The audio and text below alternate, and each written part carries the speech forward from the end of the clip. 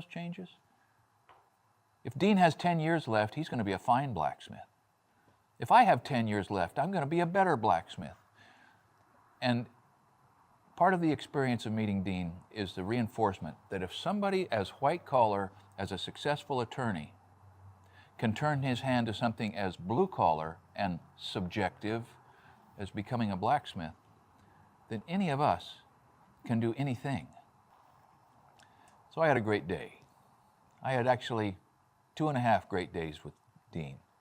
He was also here because I have a group of friends that comes around here a couple times a year, part of the Douglas County Craftsman group.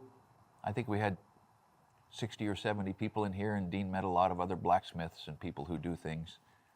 There's something about craft, isn't there?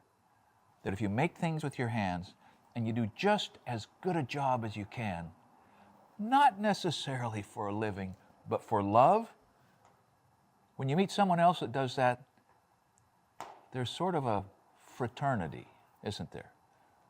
There's shared experience, there's an understanding of a shared ethic, maybe a shared aesthetic.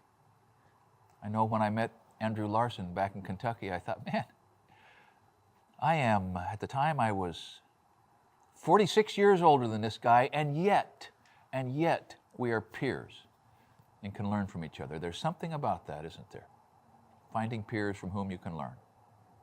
Anyway, I had a great day with a new friend. I hope that you often have great days with new friends as well. Thanks for watching Essential Craftsman. Keep up the good work.